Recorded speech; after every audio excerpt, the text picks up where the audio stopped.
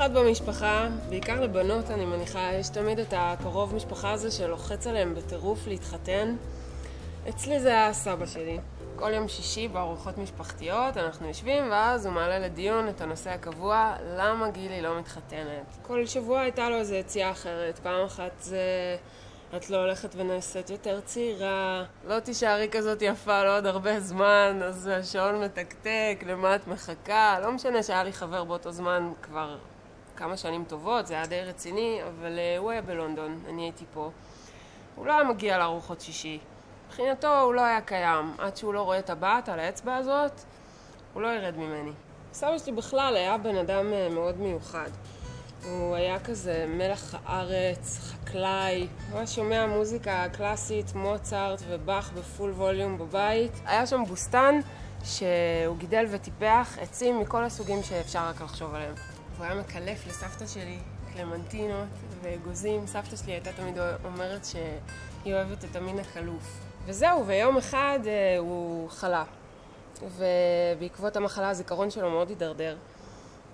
במיוחד הזיכרון לטווח הקצר. ודווקא בדיוק באותו הזמן, אחרי לחצים אדירים, הציעו לי נישואים! זה קרה!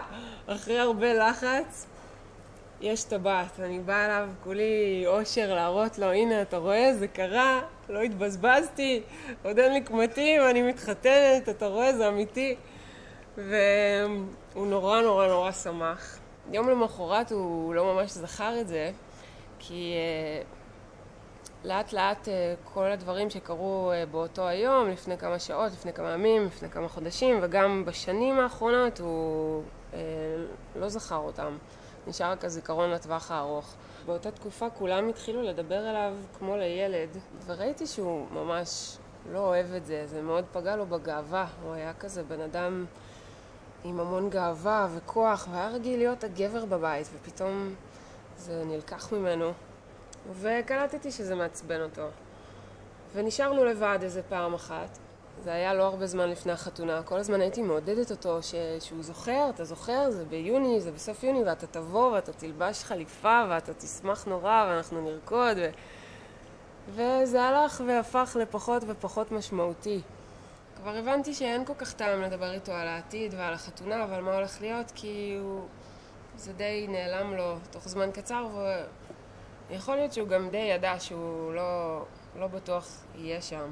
אז נותר רק לדבר על ההווה, ושאלתי אותו איך הוא מרגיש, והוא אמר לי שהוא בניוטרל, מרגיש בניוטרל, מחכה. ושאלתי אם הוא מפחד, אז הוא אמר לי שלא, הוא לא מפחד. ואז הוא אמר שזה עצוב. שאלתי אותו מה עצוב, אז הוא אמר שסבא זקן אוהב נכדה צעירה. באותו רגע פשוט הבנתי שהוא מוכן. הבנתי שהוא לא הולך להיות בחתונה, ושזה בסדר. מבחינתו הוא עשה את שלו. זה קורה, יש טבעת על האצבע, יש תאריך, יש רב, יש הכל. הוא לא באמת חייב להיות שם. הוא נפטר בדיוק 31 יום לפני החתונה, ככה שיכולנו להתחתן ואפילו לעבור את ה-30, וזה חוקי מבחינת הדת. יכול להיות שהוא גם סידר את זה בכוונה, כי הדברים האלה היו חשובים לו. זהו, אני מאוד מאוד אוהבת את בעלי שיחיה. אמנם לא מקלף לי אגוזים ולא מקלף לי קלמנטינות. עד היום אף אחד לא באמת מקלף לי קלמנטינות כמוהו, אבל בסדר.